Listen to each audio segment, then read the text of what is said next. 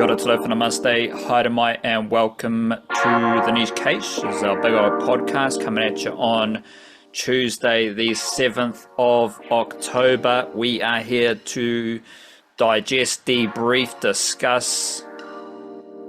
Any other D words? Where are we? Digest, debrief, discuss, divulge, Divulge. debate. Aotearoa sport. Whatever we're doing, we're talking about Aotearoa sport. That's all we do. It's what we love to do, and hopefully it's what you like to absorb and integrate into your loins. Very descriptive start to the podcast there. We're going to be chatting about New Zealand National League as we do now, because it's National League season. We're going to be talking the Blackcaps, the White Ferns, a bit of breakers, because they suck. Just a bit, yeah. We do have some Kiwis doing some good stuff in the Australian NBL. And I think, apparently, we're going to get a Kiwis and Kiwi Ferns squad midway during recording. So we will do a live reaction to those squad announcements as well. But I want to start with just some appreciation that kind of snuck up on me. And it's actually shaken me up a bit because I'm like, holy damn, this is pretty crazy stuff. Starting with the Brisbane Broncos. Brisbane Broncos won both grand finals, and they did so. 4 players from Aotearoa in the men's team. I think we had 4 players from Aotearoa in the women's team. You've also got Brianna Clark, who's an Aussie who plays for the Kiwi Ferns because she loves Aotearoa so much. That's handy. That's useful. That's good. Broncos, NRL and NRLW champions with really strong Aotearoa presence there. Shout out to the Broncos because they could have done the treble on Grand Final Sunday because the Burleigh Bears they are affiliated to the Broncos as well. But of course, the New Zealand Warriors won the state championship. Congratulations to them. The Broncos, though, I think, with this grand final success, NRL, NRLW champions, I think they are right now, they are the best recruiters from New Zealand of the Australian organisations. Because not only do you have the numbers and the contributions, like whether it's Dean Mariner, like any of these players playing at a high level, Woman, Gail Broughton, Meli Hofonga, Jordan Ricky, like all these players were really good through the finals, through the season, and on Grand Final Sunday. So their performances were very impressive, but I kind of, in the hours after the Grand Final, I started to realize that the Broncos are one of the few teams who have 3 players in their NRL team who they recruited directly from New Zealand. Shout out to Josiah Karapani. He joined the Broncos from the Rabbitohs. He left the New Zealand Warriors system, picked up by the Rabbitohs. His time at the Rabbitohs didn't end so well. Then he moves to the Broncos, and he is now a starting winger in a grand final. Fantastic journey for Karapani, and it's a good example of the development opportunities that are there at the Broncos, because you can go from not being an NRL player to maybe having some issues as far as not getting the most out of your ability, as Karapani did at the Rabbitohs. Then you go to the Broncos and you're excellent. Like Jesse Arthurs was a starting winger in the 2023 NRL Grand Final. Not only did Dean Mariner overtake him, but Josiah Karapani also overtook Jesse Arthurs, who, I'll remind folks, has only kind of gone backwards since he was named in the Queensland Origin squad.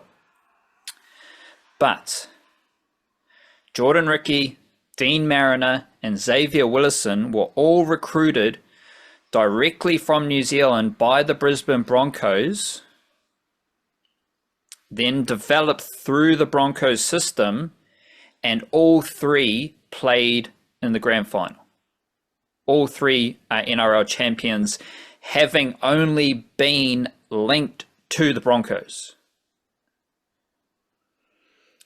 The only other NRL team that I can think of that is in the same ballpark, in the same cricket ground,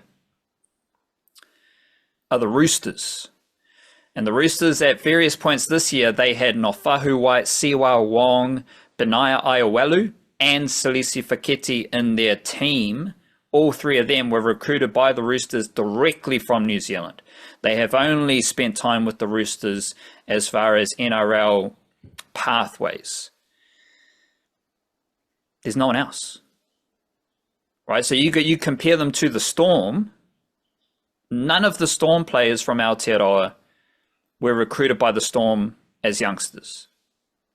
Will Warbrick joined them from All Black Sevens.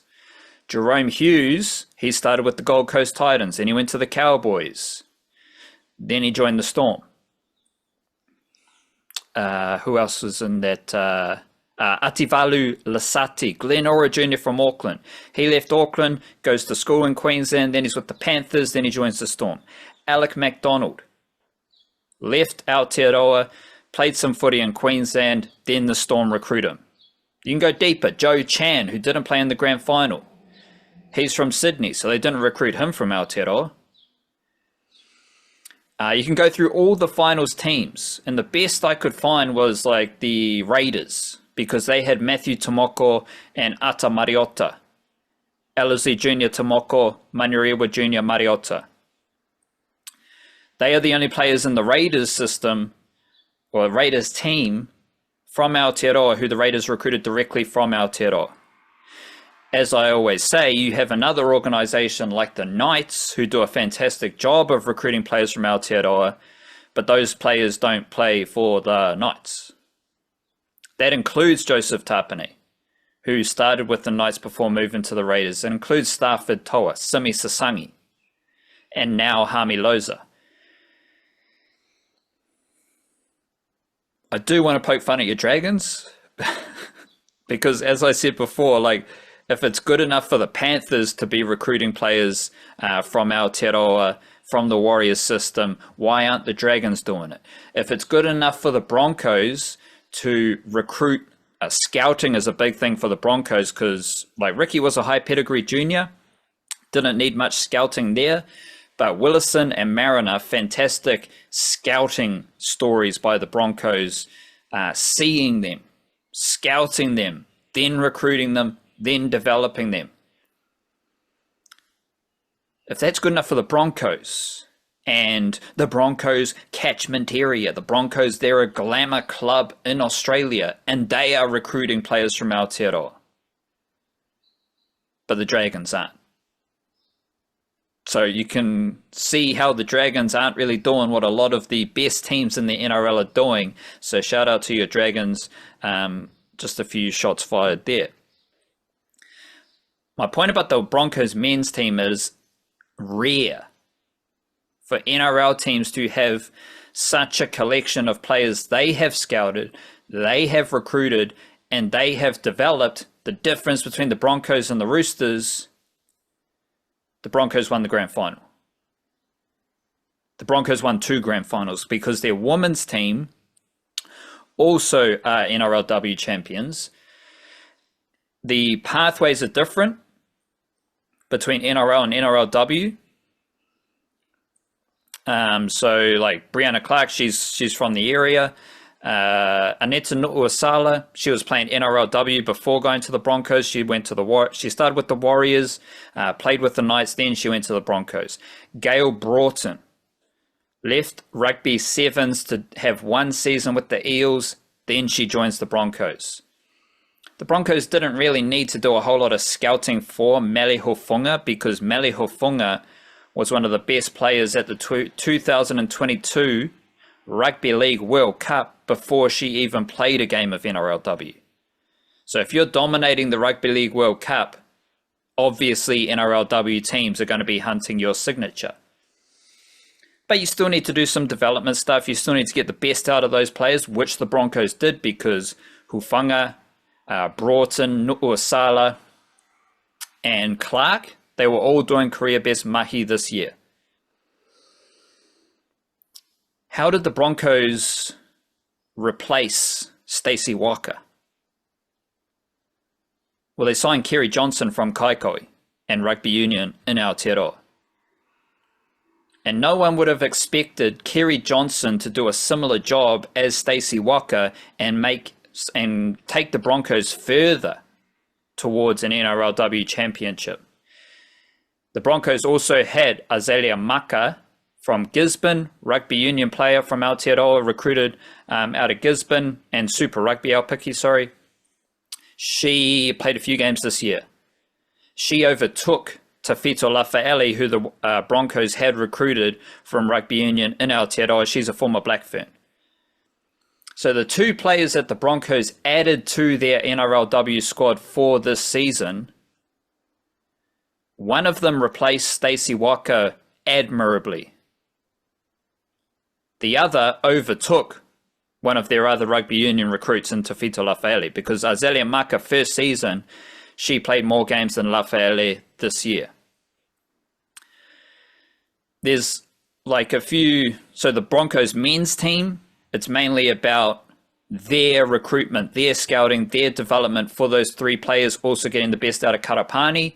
The women's team, they've done a fantastic job of recruiting players from rugby union in Aotearoa, but also a couple of deep cuts with Kerry Johnson and Azalea Maka.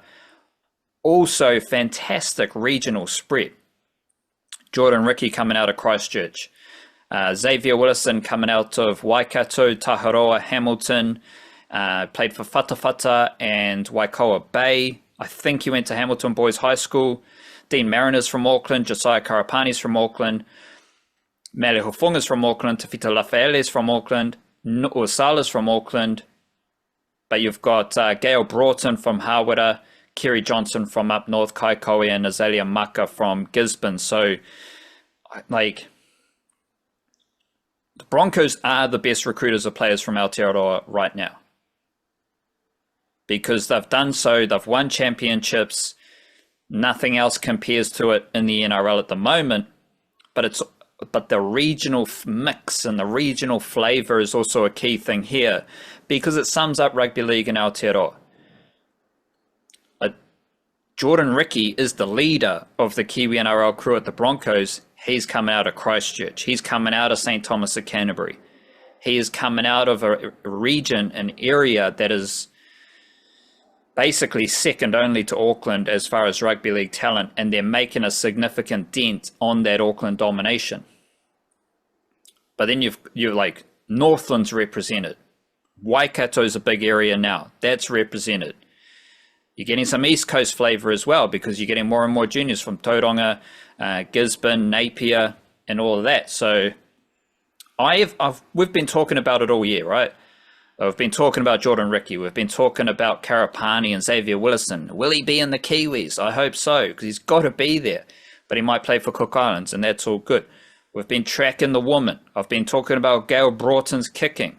You must know about Kerry Johnson by now, because I keep saying it. She's from Northland. She's playing well in the NRLW. We've been talking about it all season. But it was only like in the last 48 hours that I was like, oh, holy guacamole. The Broncos have just like gone, not just like up a gear. They haven't just like moved up a couple rungs in the ladder.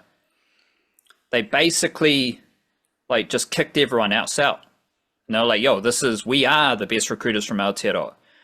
We are the best Aotearoa Rugby League organisation in Australia. That is the Brisbane Broncos as we end the 2025 season. Immensely impressive.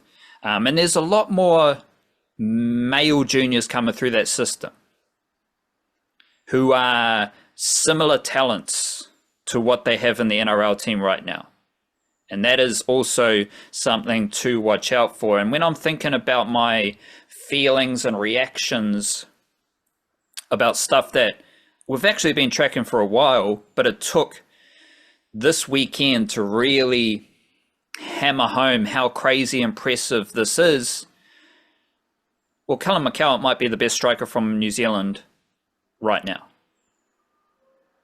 He's the informed forward for the All White squad. Like, I mean, talent wise, you obviously can't compare to what Chris Wood has been doing, but like Chris Wood hasn't scored a goal from open play since the first game of the season, and Callum McCowatt has 6 goals in his last 6 games in Denmark. So like, he is the informed player heading into this well, the informed forward, because all our midfielders, man, I was like salivating writing the preview about this, looking at the midfield quintet that the All Whites have got, where you got like Owen Parker Price, who is so good so immediately at his Swedish secondary club, who are top of the table there looking for promotion, that his coach said he lost faith in Swedish football by the fact that nobody else had signed him before they got around to signing him.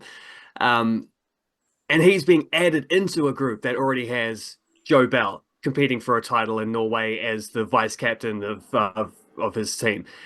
Plays 90 minutes every single week. Ryan Thomas back to playing 90 minutes every week. Just played against like PSV and AZ Alkmaar in the last couple of weeks, and he's played like back to his best stuff. He seems as fit as he's ever been. He says he's as fit as he's ever been, and he's been awesome and had a really, really successful reintegration to the All Whites. And the last one, Marko Stamenic goes to Swansea City, immediately becomes a first 11 player fan favorite. He misses a couple games with injury around the time of the last international break.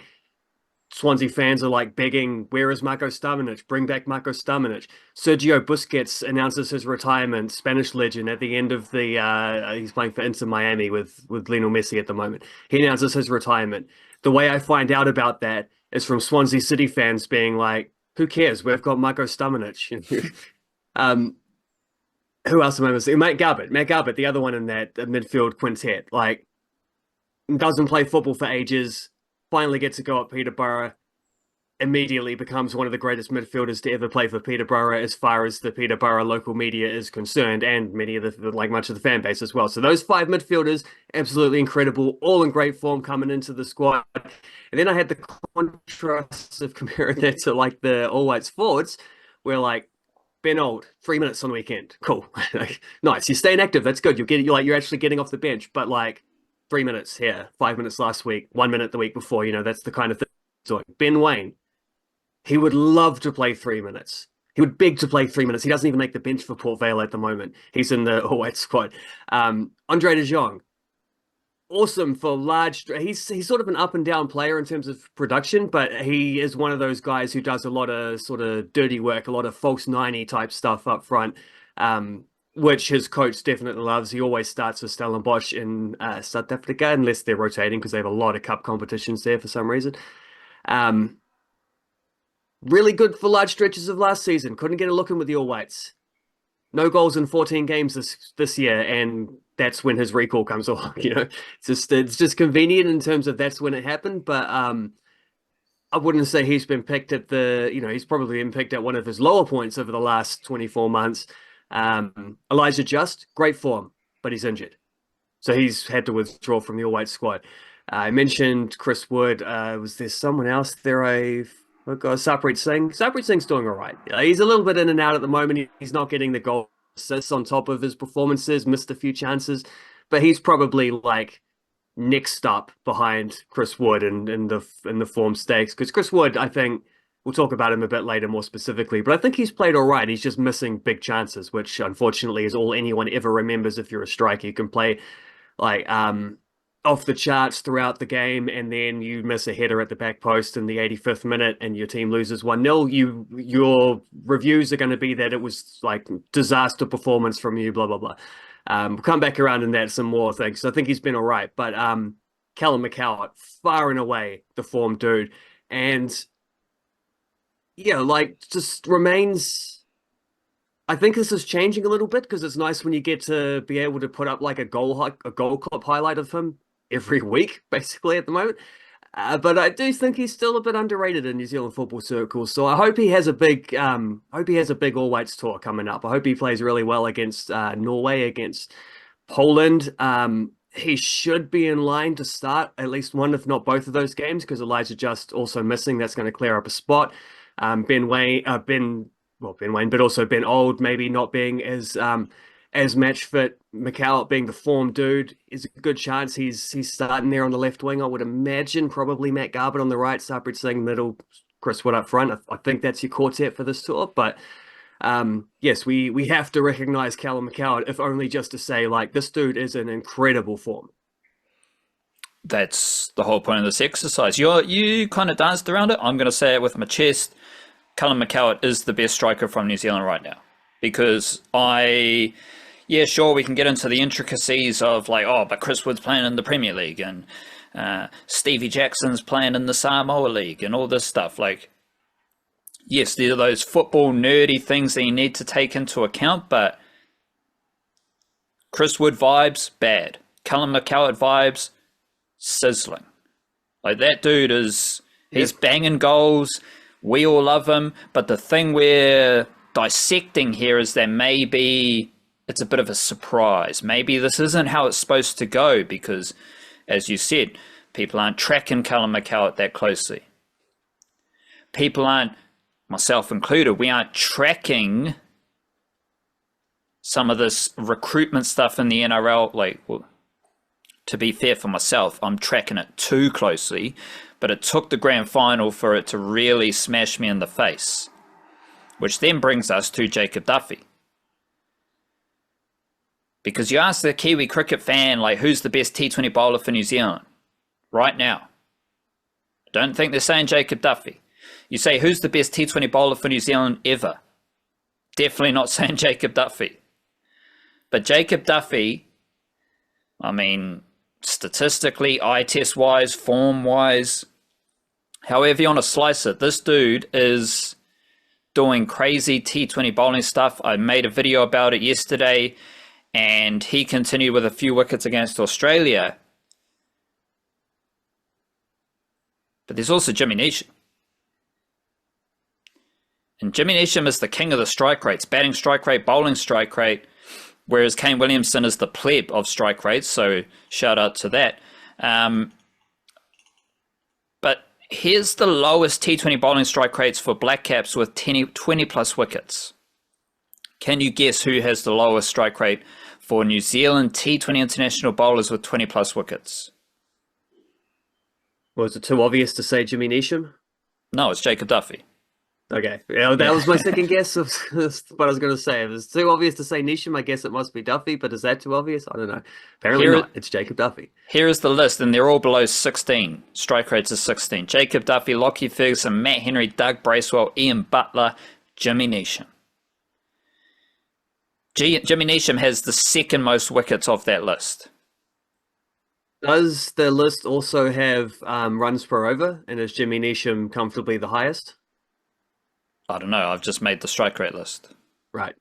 Never mind. Park that on. Yeah. That just seems like the Jimmy Neesham thing, though, right? Is like get smashed but take wickets. Yeah, we'll dissect that for the Blackcap stuff later. That's a good point. But like Lockie Ferguson, 64 wickets at a strike rate of 14.3. Jimmy Neesham, 51 wickets, strike rate of 15.9. Then you go Jacob Duffy, 41 wickets, strike rate of 14.1. Now, again, the point of this is, do Kiwi cricket fans really know that Jacob Duffy is a T20 bowling legend? Do they know that Jimmy Neesham, somehow, some way, is one of our best T20 bowlers right now? Maybe ever, but not quite as ever as Jacob Duffy. Because, like Jacob Duffy, I'm standing tall, standing proud, and I'm shouting to everyone Jacob Duffy's an awesome T20 bowler. Right now, he's our best T20 bowler ever. Hot take, saying it loud and proud. Jimmy Neesham, I'm like, oh, bruh. Did you know that Jimmy Neesham's like one of our best T20 bowlers ever? And that's just how it is after the T20 series against Australia. And we will be diving deeper into that, but it's the same thing as Callum McCowatt. It's the same thing as the Broncos and what they did over the weekend. There's some really excellent stuff here that even us haven't quite been super duper on top of, but now it's so undeniable. Good piece of advice for anyone out there. You got to be undeniable. At some point, like, who cares what anyone else is saying or doing? If you are undeniable, it's undeniable. The facts speak for themselves. And these teams, these players, it's undeniable right now. So shout out to the Aotearoa Broncos, shout out to Callum McCowatt, shout out to Jacob Duffy and Jimmy Neesham, the bowler. Because there is a little bit of a difference with Jimmy Neesham, the batter. His batting hasn't been as great, but Jimmy Neesham, the bowler, that dude is a wizard. If he's a wizard, I'm not sure what Jacob Duffy is. Yeah. I'm rolling through like Elf, man, Hobbit, whatever, I don't know, but there's drawbacks to each because I don't think anyone really compares to the Wizards. Well, I've got it. I think Jimmy Neesham, he's like Gandalf the Grey. Jacob Duffy, he is Gandalf the White. Yeah, all right, they'll do. They're both wizards. They're both wizards. Jacob Duffy's the white, Jimmy Neesham's the grey, and we are here chatting Aotearoa sport. But first, we need a little bit of mindfulness. What do you got? Well, how about this? From the wit and wisdom of Oscar Wilde, always one for a humorous quote, that fella. So I'm not sure how like serious he's taking this when he says it, but I'm taking it very seriously when he says, "It is awfully hard work doing nothing."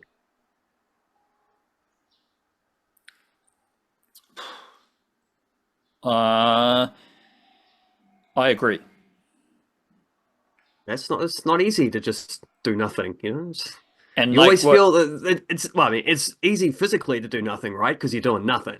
No, It's not easy mentally because you are constantly trying to tell yourself that there is something I'm supposed to be doing. There's something else.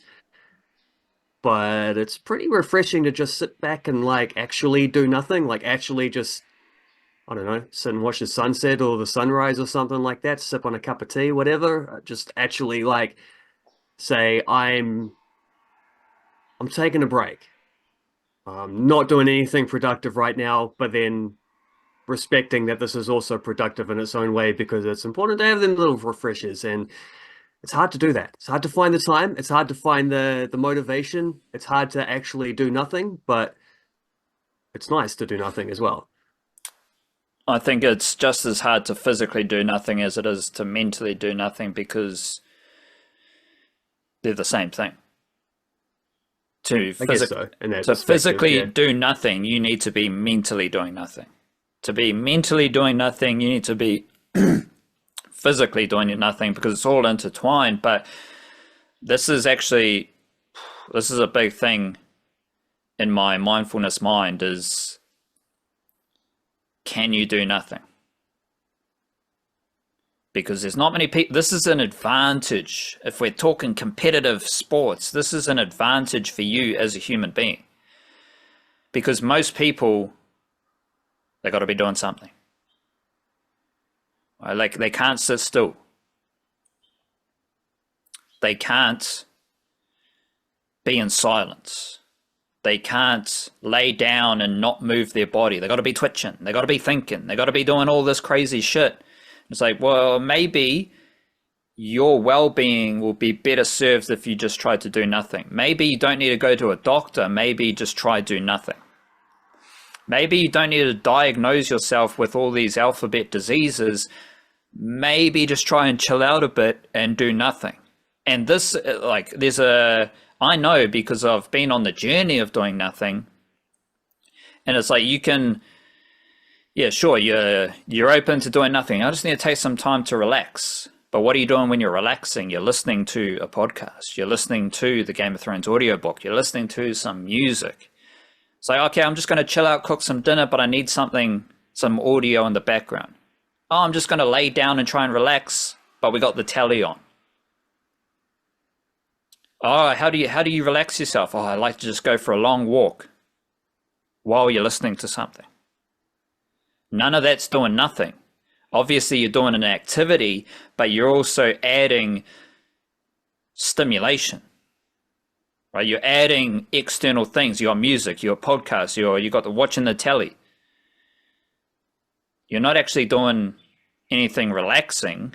You think you're doing something relaxing because you're trying to relax, but you can't relax because you're listening to something. Next level of that is doing nothing. Because you're not listening to anything, Your body's not doing anything, but that's the scariest place to be. That's why it's difficult. Because if you're doing nothing, your mind's going crazy. And you Particularly can if it's not used to doing nothing. Exactly. And that is a strength, that is a weapon that you can use, because other people, they can't sit in silence. They can't be still. They can't do nothing. Some people, they haven't actually tried to relax for years. Like some people haven't actually taken 10 minutes to do zero things, nothing, and relax themselves. So think about all the shit that is inside them that they have just stored up because they cannot do nothing. I like doing nothing. But it's very difficult, as your mindfulness tells us, to do nothing, but it's a skill that you need to develop to be your best self. I do think there are ways in which, like, the listening to a podcast or the audio book or reading a physical book or whatever is like would still come under the barrier of doing nothing. It just sort of depends on whether you're doing that because you're in the moment and just it's something to sort of ground yourself through as a or just just an enjoyable experience. I like listening to this story, so I'm going to listen to the story and I'm going to be part of the story while I'm hearing it. Like that, I think that counts. But you're doing if you're something. doing it to like tick boxes. It counts as I'd say it counts as not doing something if you're doing it like in the moment for it. If you're doing it to tick a box and cross off a task, then not. There's levels. Because if there are levels. You're still doing something, but you're talking about doing nothing. That is a very specific zone to be in, and it is the best zone to be in. But people, myself included, I would fight that doing nothing by listening to something. I couldn't do nothing, so I would listen to something while I was trying to kind of do nothing. But then you upgrade yourself, then you ascend a bit more, and you can actually do nothing. You don't need to listen to something. And that is the most powerful place to be. The breakers are not in a powerful place. They got to do something. Well, they are doing nothing. Yeah, they are doing nothing. Because they're nothing and 4. They are 0 and 4 to start the NBL season. And at the same time as the breakers are doing nothing, we got some interesting stuff here for Kiwi guards who are doing something. And this overlaps nicely with the breakers because I remember you bringing this up at the time. Like, why didn't the breakers sign Flynn Cameron? That was a bummer. They couldn't get Taine Murray. I'm not sure if Dante Russo-Nance was like a free agent, but they didn't sign him. No, he wasn't. But, I mean, he was a couple of years ago. And the position where the breakers have less Kiwis is that guard position, the point guard position, the shooting guard position. And there's some Kiwis doing some good stuff around the NBL. We got Taine Murray playing for Brisbane. Dante Russo-Nance, he's starting for Perth.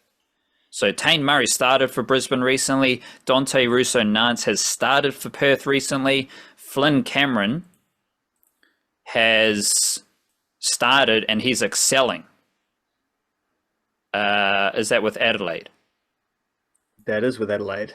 And if we're talking kind of surprising admiration, in the paid section of our weekly or twice a weekly newsletter, the nichecase.substack.com, lots of free stuff available, just a free sign up, join the crew. Then you can upgrade to a paid Substack subscription, and the full newsletter is copied into Patreon as well. So if you're on Patreon, you get the full newsletter, you get a bonus podcast, same thing as if you get a paid Substack subscription. Your last paragraph in the whole newsletter, which means it's right at the bottom of the paid section, Jackson Ball is still at school. Well, not anymore. Yeah. But he has been up until this week. He's just flown over to join the Illawarra Hawks after signing, a couple months ago. I I didn't even realize he wasn't there yet because I did, he's a development player, so you don't necessarily expect him to feature in the. He's not going to feature in every game. So it's like it's not a surprise if I check the box score and his name isn't there. But like, apparently he was just still at school. Like he stayed back. I get. They said it was to like what do you call it? Yeah, he's playing secondary schools nationals for is it Napier Boys High? Yes, Napier Boys High. They said that was why he stayed back. I'm sure that is like partly why he stayed back. Obviously, he was the man at those games, averaging like 30 plus points per game, as you'd expect. I'm surprised he didn't go for 50s, but I'm pretty sure he also would have also like, he probably had some classes to attend and some credits to achieve as well because he is going to university next year and he's got to get that UE first. He's got to make sure he gets into his classes there. So that might have been part of the factor as well. Like, you can't just ignore the schooling. But he is now with the Illawarra Hawks. He is now eligible to feature in games. He will be training with them. He is a development player for the rest of the season. And I mean, he'll get his opportunities at some point. He's not going to play every game, the DPs never do, but he'll get some opportunities. Which of those other three guards do you think would help the Breakers the most? Taine, Murray, Dante Russo, Nance, Flynn, Cameron, all of whom are pretty young. They must be 25 years or younger, all three of them. Maybe Flynn Cameron might have been the oldest. Cameron's about that. Yeah, he's definitely the oldest. I know Murray's 23, Russo Nance's 20 or 21. Which one of them would you love to see in this current Breakers team and just get them in ahead of Baker, maybe? Well, actually, Baker's been the best of the three imports so far, which is why it's funny that he's played comfortably the fewest minutes, which is one of those weird things where it's like he's apart from Kareem Lopez, he's like the only one who's hitting 3-pointers and he's getting a few rebounds and he's playing half decent defense there, which I don't think you can say about PJC or even Brockington, who was talking up the defensive side of this team pre-season, and he's not really delivered on that yet. But Baker, I think, has been all right, which is why it's weird that it's just another one of those coaching angles. It's like these rotations are all over the place, and the import who's playing the best is the one who's playing the least, including less than Kareem Lopez, although he's been all right as well, and he has been on a minutes restriction, Lopez, so that is a factor there. But who would help the Breakers the most? By far, of course, it's Flynn Cameron, and I'm not saying that just out of like he's the most established, he's the oldest, he's had a couple years experience in the NBL, so of course it's him. But like, I'm not just saying that from my opinion, I'm also saying that from Dylan Boucher's opinion, because it was reported they did try to sign Flynn Cameron, and Adelaide just came through with a bigger offer. They showed him the money, and then they said, "You want to play next to Bryce Cotton?" And he said, "Yes, sweet as." So most recent game, Bryce Cotton's top scores with 28 points, and Flynn Cameron's second top scorer for Adelaide with 20 points. Knocking down threes, looking awesome. That is the one thing I was worried about with that move is will he get squeezed out a little bit? But that doesn't look like it's going to be the case. He looks like he's got his spot. He looks like he's got his role, and he has been, he was awesome this weekend.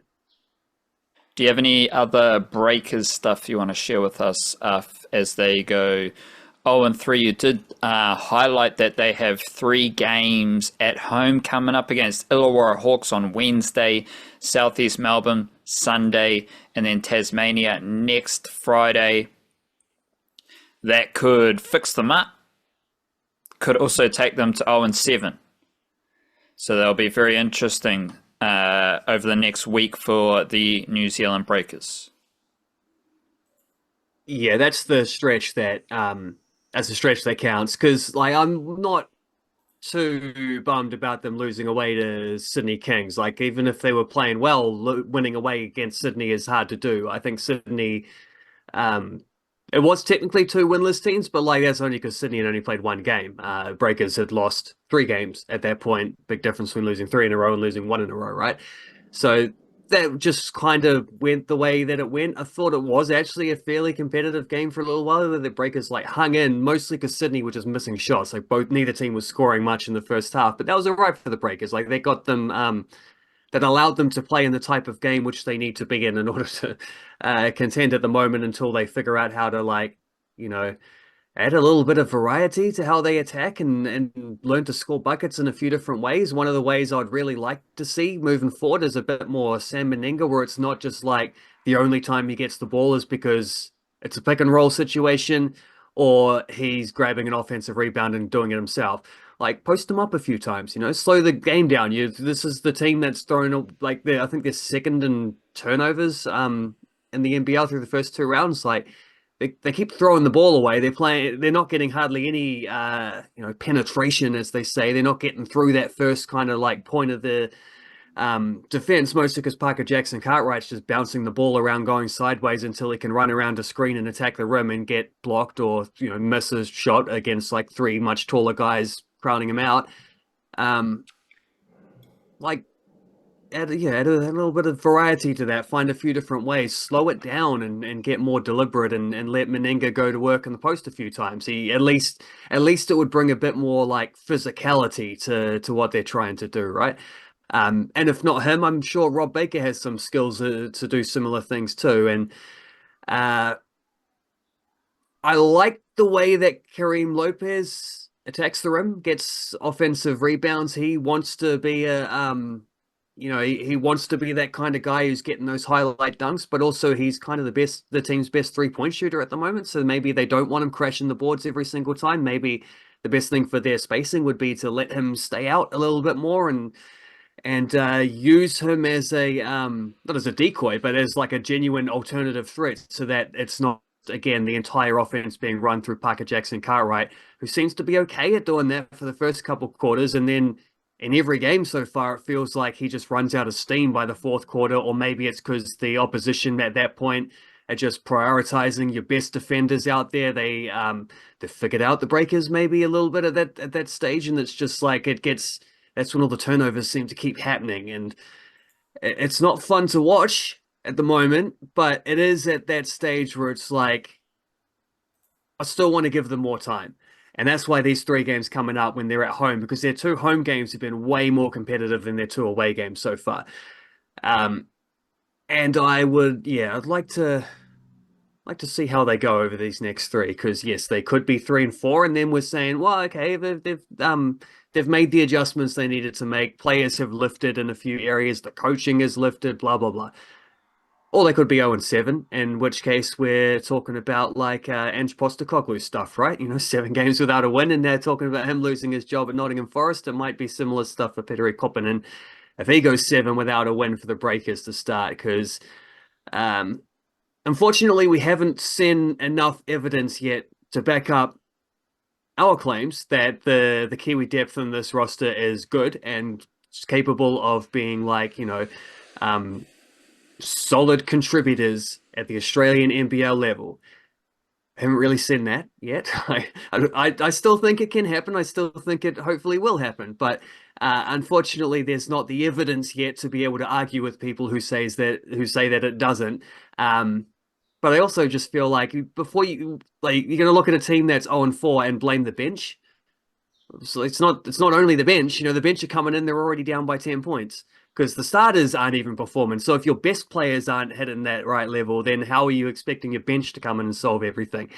They're not. They're kind of making things worse, or at least they did against Sydney. All the bench players had, with terrible plus minuses. But like, Parker Jackson Cartwright isn't playing that well at the moment. Isaiah Brockington is doing nothing like what we saw. I mean, one of the things that was so exciting about seeing him when he won the MVP in the NBL Blitz stuff is how well he was getting to the rim and finishing there. Now all he wants to do is pop like long mid-range jump shots. It's like he shot 5 free throw attempts, like 5 attempts in 4 games.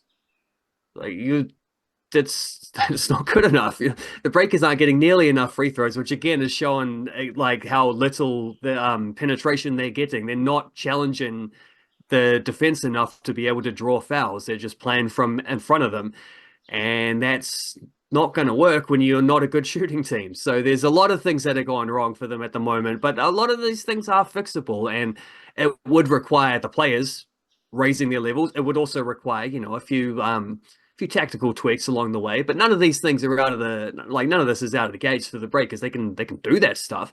So again, these next 3 games, little homestand here at a time when they're trying to avoid this becoming a little bit of a crisis start. It's already 0-4. It's already pretty close to that. But there's an opportunity to change that narrative a little bit. So it'll be fascinating to see how they do and also to see what they do in these 3 games.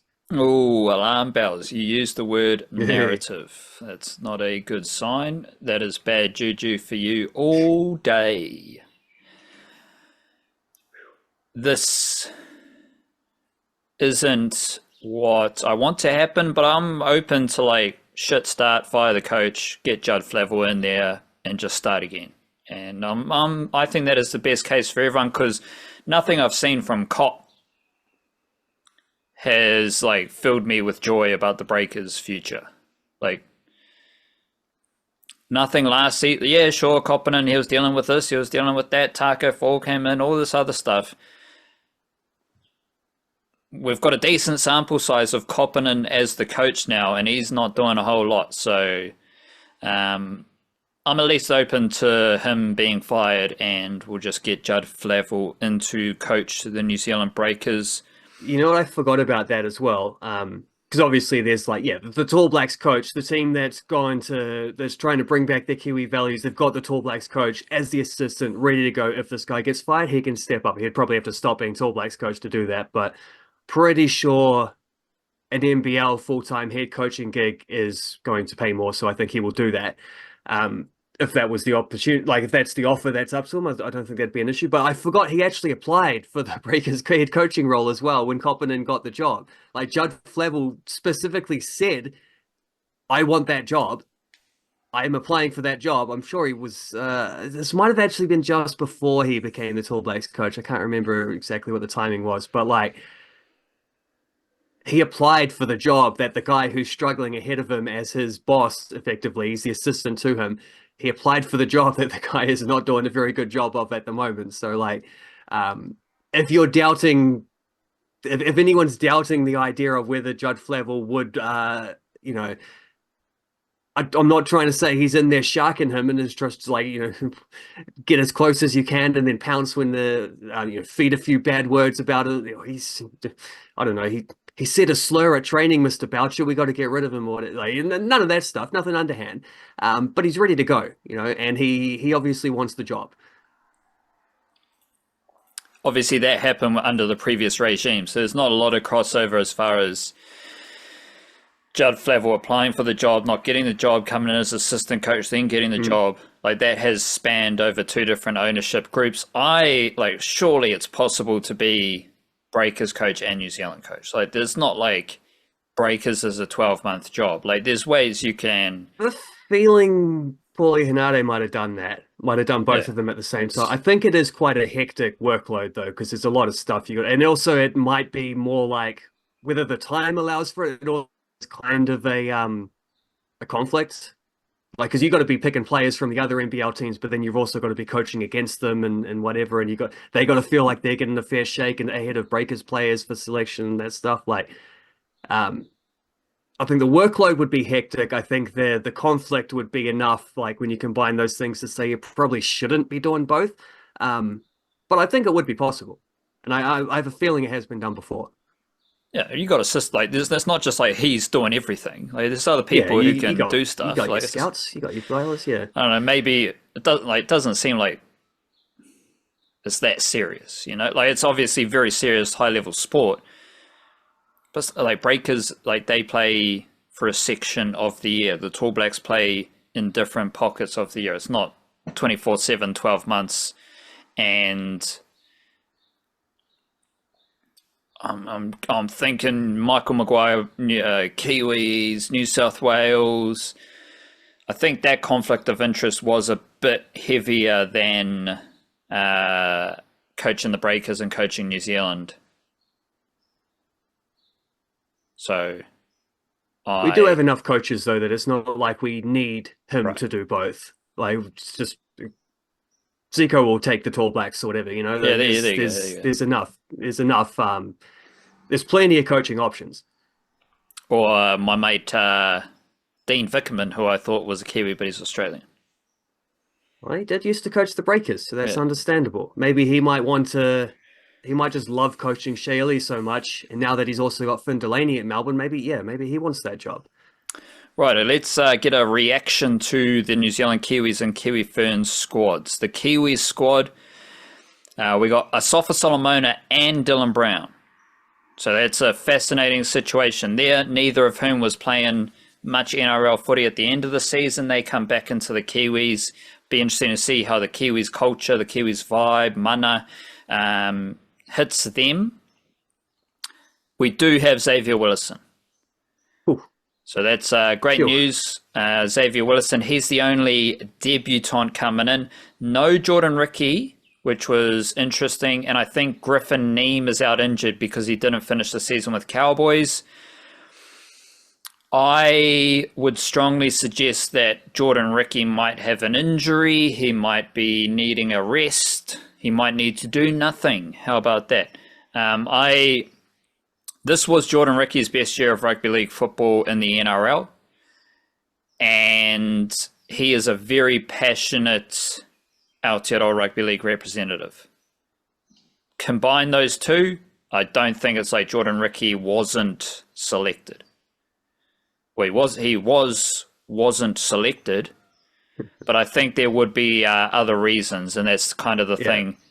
But neither of them were listed in the unavailable for selection category. So the only players listed by New Zealand Rugby League as unavailable for selection were Jerome Hughes and Cody Nikarima, even though there's other players who probably were unavailable for selection. So Asafa Solomona, Dylan Brown, Aaron Clark, Phoenix Crossan, Fisher Harris, Forani Sako, Kinney, Sebastian Chris, Moses Leota, Marshall King, McLean, Mulitalo, Nickel Clockstar, Nikora, Papali'i, Sorensen, Tapane, Tomoko, White. As pretty much as per expected, good news with the introduction of Xavier Willison.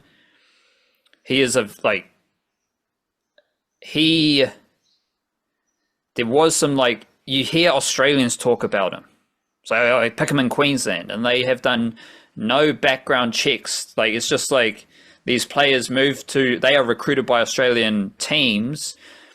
They come through those systems, which means they're playing under 19s or whatever for those NRL pipelines. Australians just assume that they're Australian. So it's good that everyone now knows that Xavier Willison, he's repping Aotearoa. He obviously had a choice between Cook Islands and Aotearoa, and he is in the Kiwis mixer, obviously foreign, playing his last test for Aotearoa. That's just a really solid squad. And the thing that I am most interested in, having reflected on these for 10 minutes now, the last kind of 3 years since the pandemic, we had the World Cup 2022, Pacific Champions 23, Pacific Championships 24. In that period, a lot of guys have made their debuts for the Kiwis. We've had a lot of players introduced into the Kiwis setup, which is important and not necessarily conducive with winning. International Rugby League, you need international experience. That is why Tonga is decent at International Rugby League, because Isaiah Katoa has played a lot of International Rugby League already. So yes, you might have really talented new players, but you need to be experienced at International Rugby League. And there's only one player who has not played International Rugby League. Well, he has, because he's played for the Cook Islands. So every player in the squad has played International Rugby League. That is very important for the Kiwis to perform at a high level in this Pacific Championships. The Kiwi Ferns, I think this is even funkier. This is way funkier than the Kiwi squad, because we've got 21 players named. So the Kiwi squad, it's a not to get into the nitty gritty, but 2 squads named by New Zealand Rugby League, and they are formatted completely different. I don't know how they do that, but they do it. So we've got 21 players in the Kiwi squad, 21 players in the Kiwi Ferns squad, but you've got another 8 players in the wider squad for the Kiwi Ferns. The wider squad, we've got Jasmine Strange. That's a strange selection. Because the Strange whānau, they have opportunities coming out every which way. Jasmine, I think Ethan Strange is planned for Australia. They are also eligible for England. They've played, I think Jasmine Strange has played for the Māori All-Stars because they got that. And now she is in the wider squad for the Kiwis. I wonder if that's just to see if she wants to play for New Zealand. Because Jasmine Strange, she has played a lot of NRLW. She's a very good rugby league player with the Roosters. She was a centre outside back. Now she's an edge forward. I think she could be a top tier Kiwi Fern player, but maybe she just hasn't fully committed yet, and so she's in the wider squad. Also in the wider squad, Mackenzie Wiki, Matakino Gray, Moana Kortenay, Peyton Taki Moana, Tanika Willison, Trinity Taueniai, and Martha Mataele. So Mackenzie Wiki, she's kind of slid backwards. She didn't have a great year. The Canberra Raiders they weren't so good. So I think she's just slipped up there a bit. And there's not many other Raiders in this in the squad. No. Leanne Tafunga, rightly so. She is the only Raiders player in the Kiwi Ferns squad. Matakino Gray, I really like her. Brutal middle forward. Moana Kortenay, she's previously represented Tonga in rugby union. She switched from rugby union to play rugby league with the Bulldogs as part of their recruitment drive from Aotearoa. Taki Moana, we know a lot about her. Tanika Willison, we know a lot about her. I thought Tanika Willison, she's like Kiwi Ferns tier as well, but this shows the depth that the outside backs and the whole squad for the Kiwi Ferns has.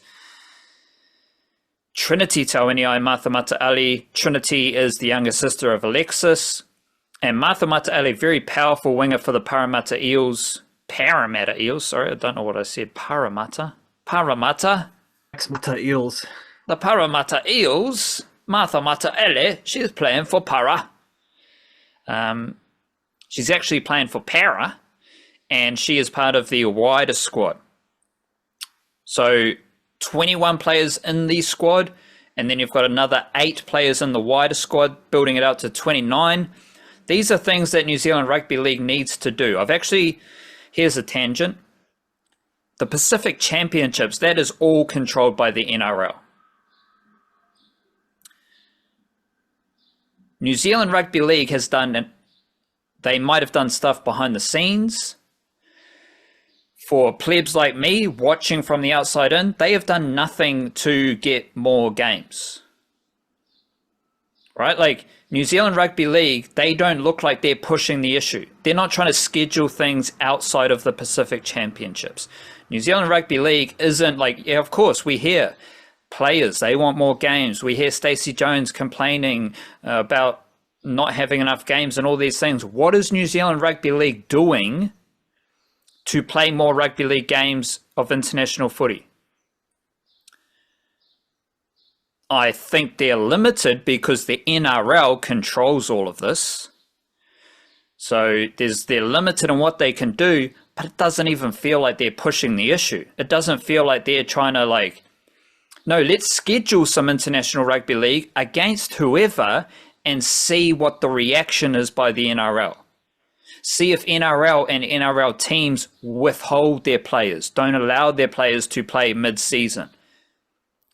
And from that perspective, I think New Zealand Rugby League has a lot more they can do to press the issue and get more international rugby league.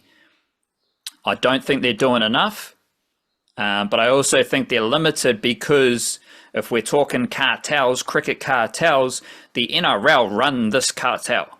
They run the Pacific Championship cartel. But it's up to New Zealand Rugby League to do something. Just do anything. Shake it up.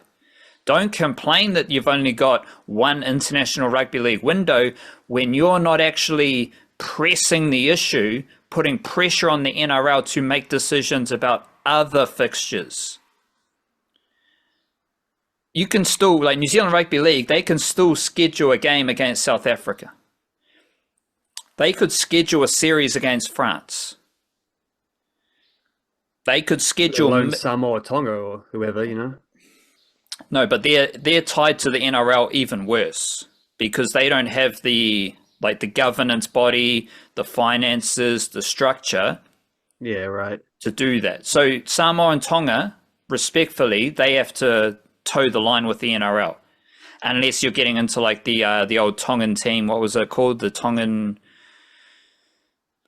like invitational. It's like a Tongan, 13 or yeah. But if New Zealand Rugby League, if they schedule a series against France, England, South Africa, Jamaica, if they actually have rugby league global expansion on their mind and they want to play, yeah, of course, you're not going to have your top tier NRL players, but you can still schedule some sort of games. You can still have other players outside the NRL stepping in. You like whatever the result is, do something, because at the moment, respectfully to New Zealand Rugby League and the players and the coaches, the only thing they're doing is complaining. And that's not mindfulness, right? Like that is not the best way to do things. Part of that is, though, anytime you have international rugby league, as we have right now, you got to have a wider squad. You got to integrate those players into the Kiwi Ferns squad. What happened in 2023? New Zealand A versus Tonga A. That was probably organised by those two governing bodies without NRL involvement. Those are things that New Zealand Rugby League can try to do. Deep breath. Calm myself down. Kiwi Ferns squad. Abigail Roach, Taueniai, Tiakaranga Katoa, Biddle, Nichols, Quinlan, Clark, Anderson, Hale, Ivana Lauatiti. Bang. Good news. She should be in that squad.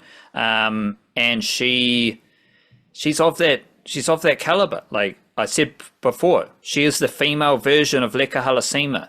And so she is Ivana Lauatiti. Leanto Fonga, Maliho Fonga, Otessa Pule, Patricia Maliepo, getting her opportunity. Racine McGregor, Shakira Baker, well deserved for her. Shanice Monchel from the Bulldogs, well deserved for her as well as an edge forward. So that's what I'm saying here. Shanice Monchel, she isn't as good as Jasmine Strange.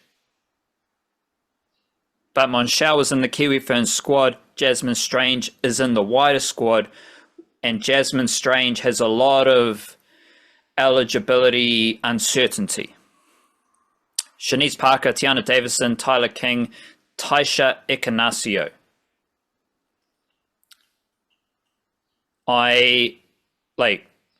To me, Tanika Willison's better than Taisha Ekanasio, even though Taisha Ekanasio is really, really good. So those are some of the dynamics between the full squad, the wider squad. But going back to my complaints about complaints, they do have the wider squad there. And that is very useful for building out the Kiwi Ferns depth, getting them all in camp, catch the vibe, hopefully, lure players into the Kiwi Ferns mix, show them what New Zealand Rugby League representation is all about.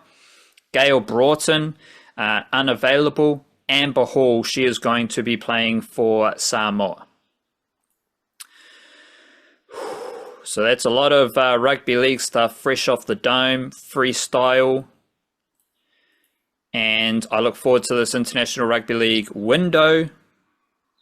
But again, the Pacific Championships is an NRL activity at the end of the NRL season. The NRL, they want to dominate this time of year, which I actually think is a good move. Because there is a window right now where rugby league can have a huge moment with these games. Samoa, Tonga, New Zealand, Australia for the women's side as well. But rugby league is not a global sport. Right?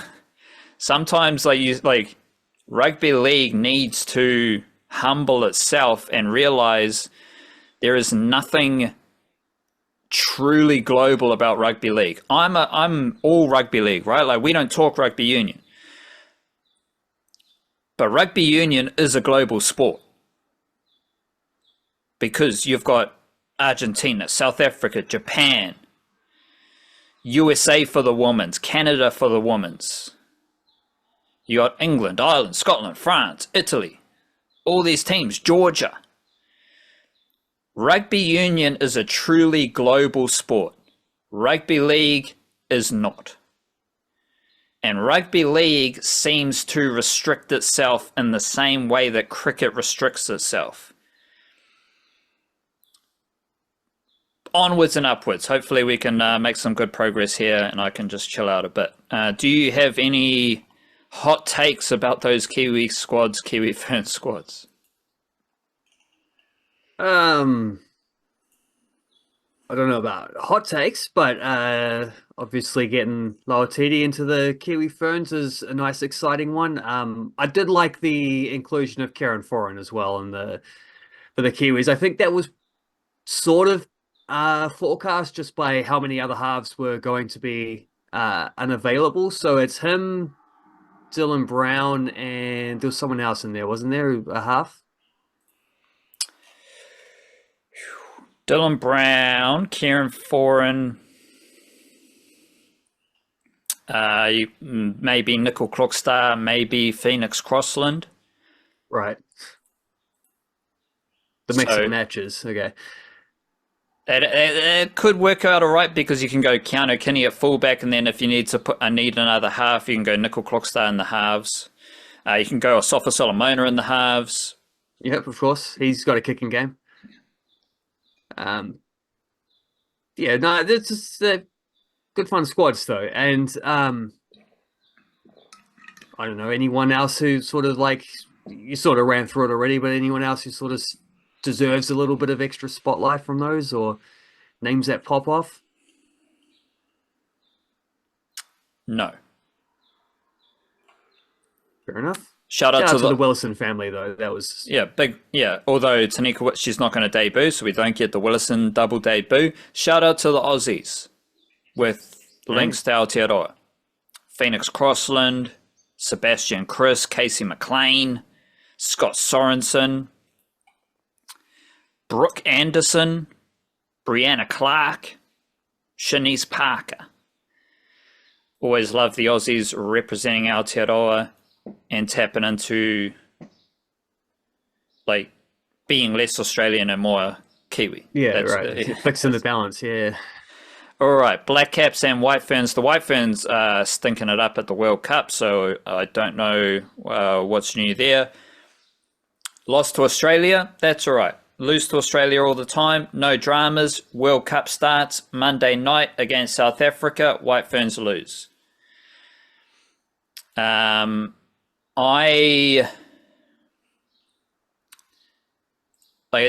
see it because Sophie Devine scored runs.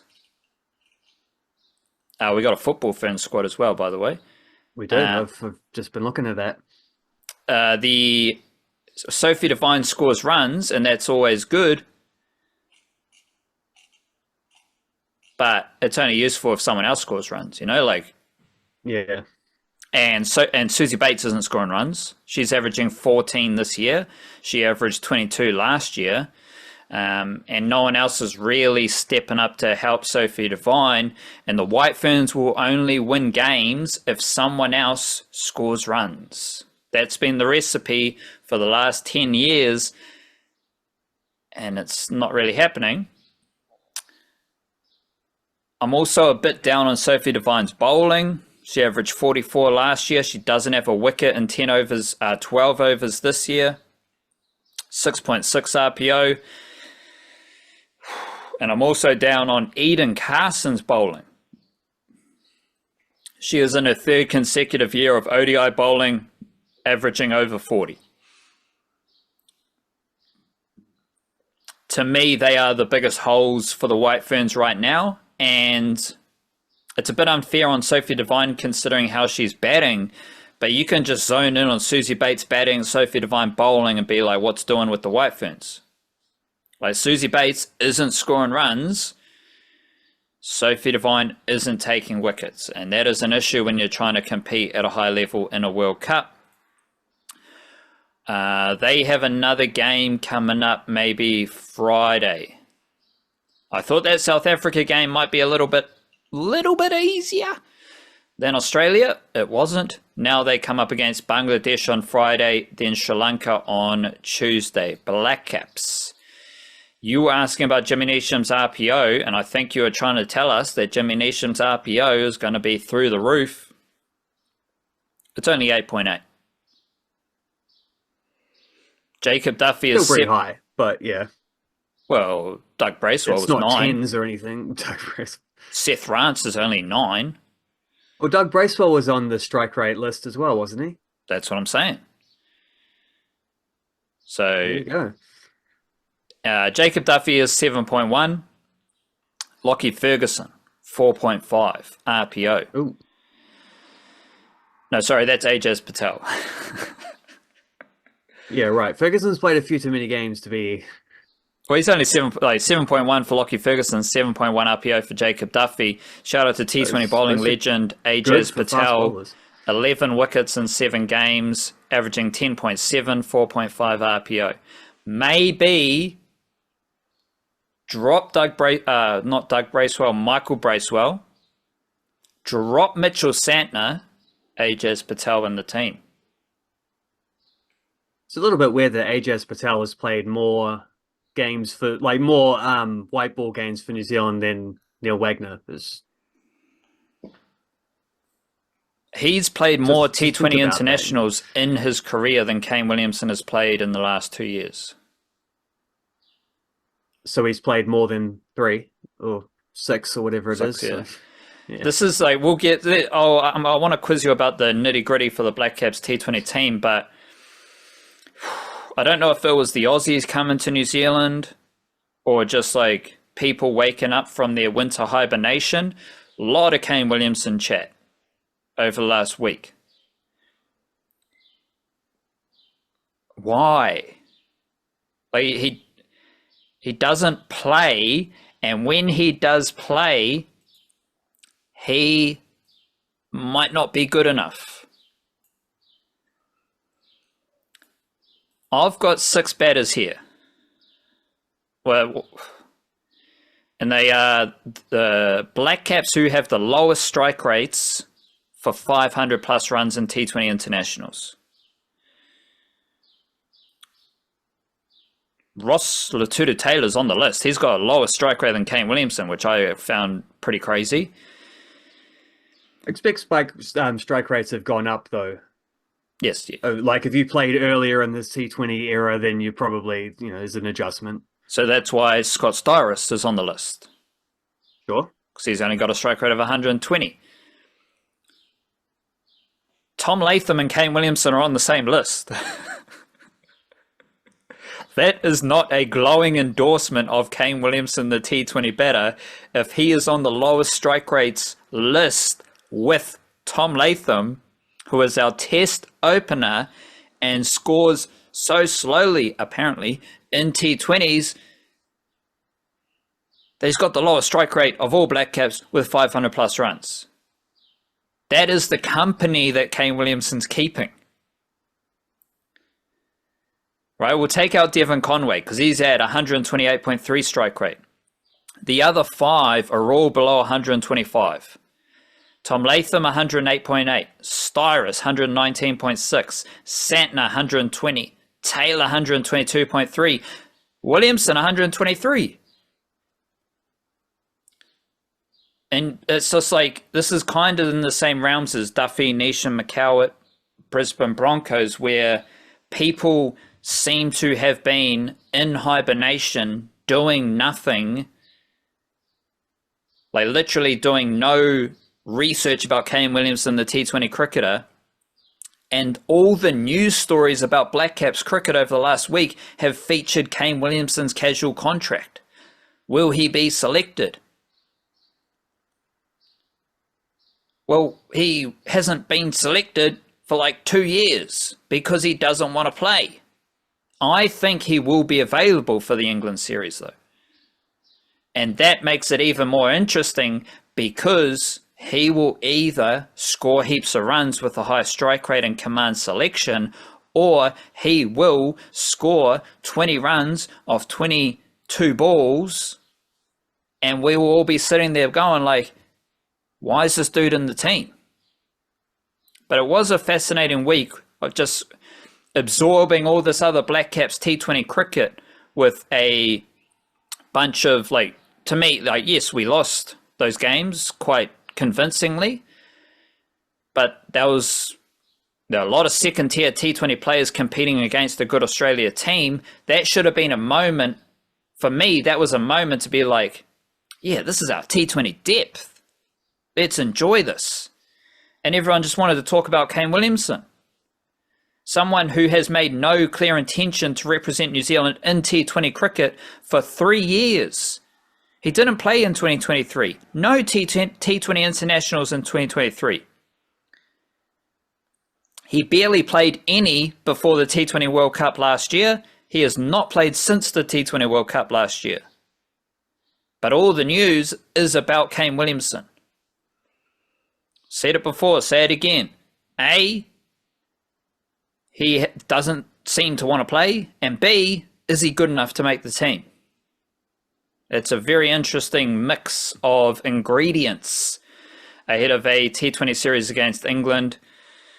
Ooh, we're fired up after that Kiwi squad. Ooh. In the video I made on Monday, I highlighted Tim Robinson, Jimmy Neesham, and Jacob Duffy, as we discussed earlier. Maybe, unless you got words you want to share about Duffy and Neesham, I think the main takeaway from that series was Tim Robinson coming into the upper tier. And I actually broke it down this way. It'll be interesting to get your thoughts on this as I just chill my digestion system out as well as my brain. 5 batters I need in my T20 team: Tim Seifert, Finn Allen, Rachin Ravindra, Daryl Mitchell, Glenn Phillips. Those 5 have to be there for me. Then we have Devon Conway, Kane Williamson, Tim Robinson, and Mark Chapman, who's actually sliding a bit. And we talked about that in the preview of the series. Well, now Chapman's averaging 14 this year. And he's doing better than Jimmy Neesham, though. Jimmy Neesham's averaging 7 this year, so shout out to him. But how do you view Tim Robinson in that equation? Like, Tim Robinson, I don't think he's a top 5 T20 batter for New Zealand. But then how do you stack him up against Devon Conway, Mark Chapman, and Kane Williamson mainly? I still have Bevan Jacobs as a bit of a development project, but it's kind of like where Robinson's century. The takeaway from that is that he is now competing with Devon Conway, Mark Chapman, and Kane Williamson in that batting unit. Yeah, I think that's it. It's like a few months ago, he was also in that kind of development player kind of category, a little further ahead of where Bevan Jacobs is right now, because he'd played a few more games, he'd had a couple of tours, but he was probably still like, at the upper end of that section of players. Then he had a big score in 70 odd against South Africa in that series, batting with Bevan Jacobs in a big partnership there. So it's not like this was out of, like, he'd done some other stuff. He'd had a few some solid scores, but more than anything, just the solid experience of playing in England through the winter as well, in a couple of different formats too. And he you don't score an accidental 100 against Australia. Whatever circumstances you can come up with, you score a T20 100 against Australia, you score 100 in any format against Australia. That's some serious production. And yeah, I think he is like this does move him into a situation we start wondering about like yeah all right well how does he fit into a 15-man squad for a T20 World Cup? How might that look? And I think a crucial part of that for him is that he scored this 100 batting at three. Like mostly we've seen him batting as an opener, but here we saw him at three put up big runs, so that's important. That shows there's a bit of flexibility he can with where he might fit into a batting order. um and I guess the big thing there is that like Devon Conway's trying to hang on. Mark Chapman is, I won't say trying to hang on, like he's the player who plays the most of everyone, but like hasn't put up the big score against Australia again. Like another instance where he had an opportunity to do something in front of a home crowd and didn't really do that. So he's almost a unique case, Mark Chapman, but like With Kane Williamson is barely even in the picture. But the thing is, a lot of these guys, it's like they're established, but they're falling down. Whereas Tim Robinson is less established, but he's climbing up. So it's a matter of like, at what point on the ladder do they reach each other? Chapman is the only New Zealand batter this year who has scored over 50 runs and has an average below 25. And it's Right. 14. But Right. he does have a good strike rate, 146.5. That is very useful. And it is at the kind of upper end of Blackcaps strike rates this year. So that's the negative and positive statistical case for Mark Chapman. Yeah, it's such a unique, weird little situation with him because it's like we've seen what he's capable of, but then he also just doesn't seem to do it when everyone's watching.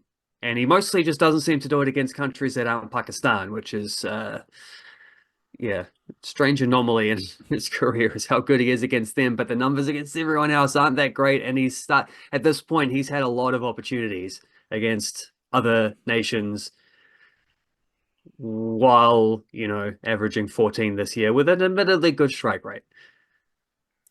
Mark Chapman, home T20 internationals, he is averaging 18.8. Away, he is averaging 39.9. Neutral, he's averaging 20.6. There's nothing neutral about Pakistan, though. That is not a neutral destination because you're only playing against Pakistan in Pakistan. In New Zealand, oh, that There might be includes some UAA games which well, hold on. could have been counted as neutral. His home record includes his stuff for Hong Kong. Oh, yeah. So in New Zealand, he averages 19.3. In Pakistan, he averages 104. That is wild. Right. Against Australia, he averages 14. Against Pakistan, he averages 41.4.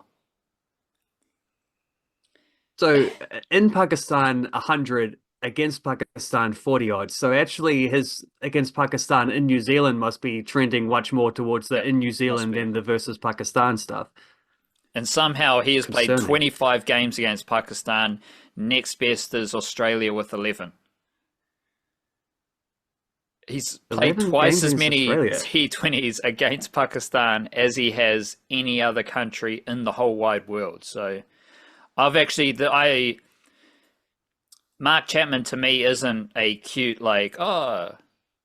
Pakistan New Zealand situation. Mark Chapman for me is just is he good enough? Is he I mean you can't say flat track bully because it's very specifically just against Pakistan in Pakistan, but it's like I was saying before, there's too much evidence where this doesn't seem to translate against anyone else with him. So yeah, I think the question is like, is he actually like commanding the amount of opportunities he has been getting, which is don't know about that. Not so sure at the moment. The only thing better than Mark Chapman in Pakistan though is apparently Mitch Marsh against New Zealand. So yeah. But we don't Nasty talk about bastard, that guy. Australians. But we don't Michael talk about Bracewell, how do you Australians. feel about Michael Bracewell just being a batter?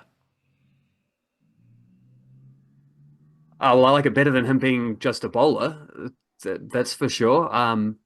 But if his bowling is not reliable, then like I don't know, you can't have Chapman and Bracewell would just be occupying the same spot. I'd rather pick a Zach Fox or even a Jimmy Neesham or something like that ahead of one of those two guys if that's the situation you find yourselves in. I get that Bracewell was captain in the series, but ordinarily he won't be because Mitchell Santner will be playing, and Mitchell Santner might just be a straight swap. He comes in for Bracewell, and then you have someone in that position who is less of a batter, but much, much more of a bowler, which helps the team's overall balance, especially because Santner as a bowler is a container, and no one else seems to be able to do any containing against Australia. So having your best, most economical bowler would have been handy in those situations. But yeah, so hanging very loosely on the idea of Michael Bracewell as a first 11 player at this point. I'm not Well, really sure how that fits. And if it does, then Chapman doesn't. yeah, and that's why I'm thinking of just like because I still like his batting. I think he's a good Mm. batter, 5 or 6. But regardless of spin or seam, Neesham's a better bowler. Santner's a better bowler. I think Zach Folks is a better bowler. There's not many room for your overs. This year, Jimmy Neesham is averaging 10.5 with the ball, strike rate of 8.5. The only other dude with a strike rate below 11 is Daryl Mitchell. 1 wicket at a strike rate of 6. Which means 1 wicket and 1 over. And 6 runs. Good from him, though. It's just like, yeah, so Chapman, he is in a highly competitive battle, I believe, with Kane Williamson, Devon Conway, Tim Robinson. That is the most interesting batting situation. And then we've got the middle order stuff. Then we got the bowlers. The spinners weren't effective at all against Australia, but that's all right. Like I still think we roll forward with Ish Sodhi, Mitchell Santner, and then you fill in the holes with Michael Bracewell, Rachin Ravindra, Glenn Phillips, those characters as far as spin bowling goes. Aside from Duffy, Henry and Neesham, the seam department, we've got Zach Folks, Kyle Jamieson, Adam Milne, Ben Sears, Will O'Rourke. Lockie Ferguson might be a factor at some point. There's a lot of seam bowling competition, and that is why Jacob Duffy's mahi is so important, because he's not in the competition. He's already locked in as a T20 bowling legend, and depending on which way Matt Henry goes from here, below, right now I'm being generous to Matt Henry. I think Matt Henry, Jacob Duffy, Jimmy Neesham, statistically, they need to be bowling in my T20 team. Curious about Matt Henry coming up against England after that Australia series, but then it's like, okay, who are the next tier? Zach Folks, Kyle Jamieson, Adam Milne, Ben Sears, Will O'Rourke, Lockie Ferguson. They're all competing for game time. They're competing for wickets. They're competing for selection. That is the similar bracket as that Robinson, Conway, Williamson, Chapman.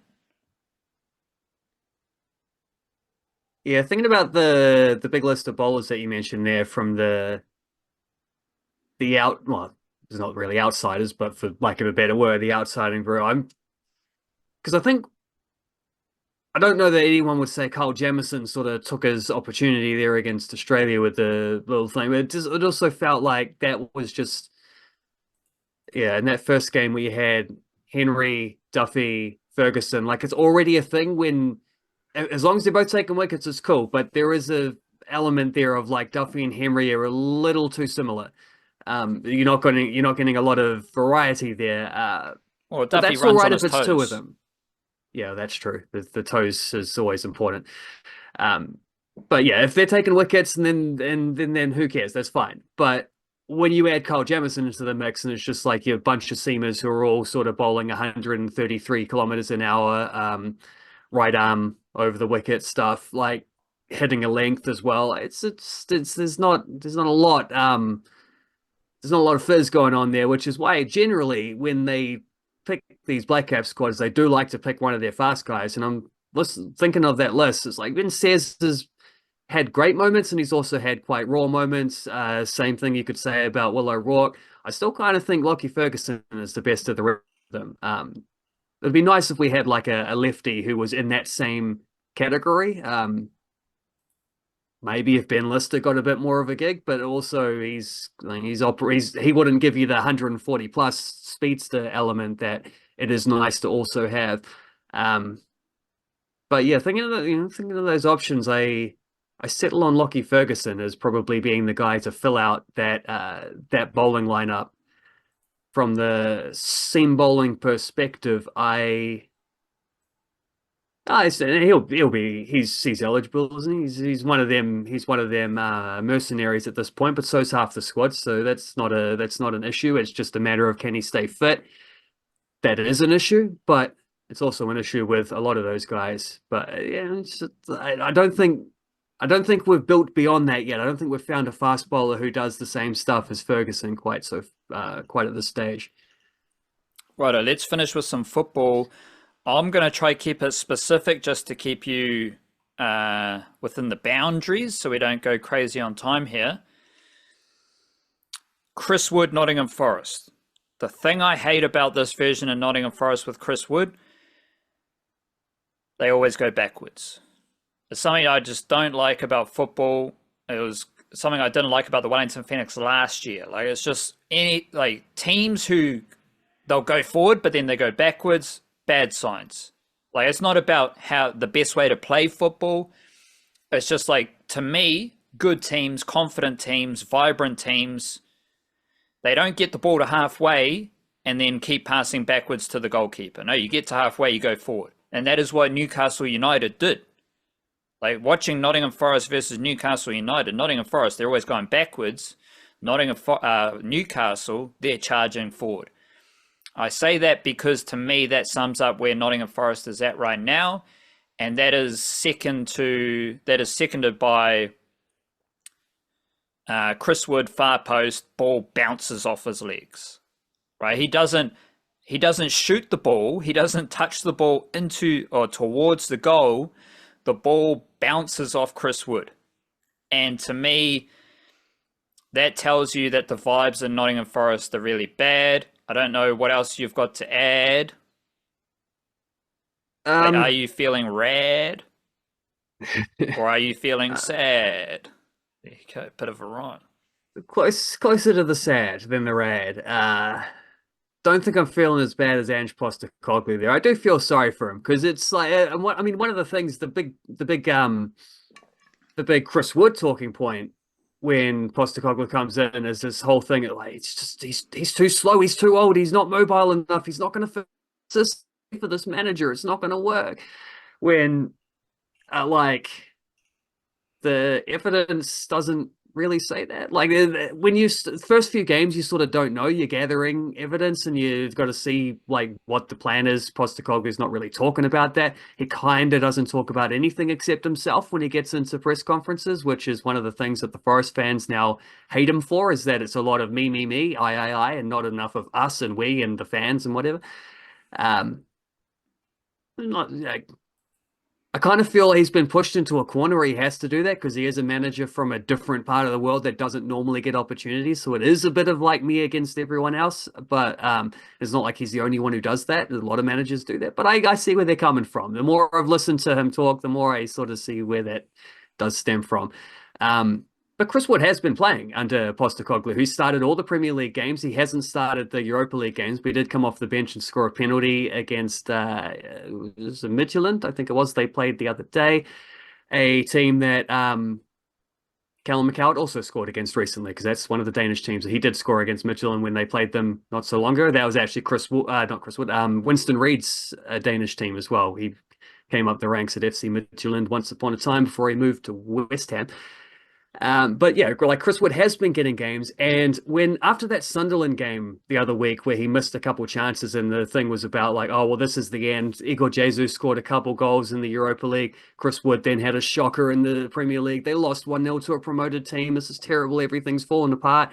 And that's it. See you later in January, Chris Wood. Your career's over. Blah blah blah. Like the willingness of football fans. I think it's a wider sports thing in general, but football fans seem to do this so much of just like completely overreact to everything. It's crazy. But I watched that game back afterwards, and I didn't think Chris Wood played badly at all. I actually thought he was quite good for long stretches of that. Defensively, he's a really important player for them. He gets back, he does a lot of wins a lot of headers. He tracks other guys. Like he doesn't just track his own man; he'll track someone else's man to allow a winger who's made a run in behind to settle in and just like mark hang back where he would otherwise be. Wood will rush off and mark that guy's player to try stop a counter attack, things like that, like really selfless things. And he's a big presence from set pieces. All that stuff is good.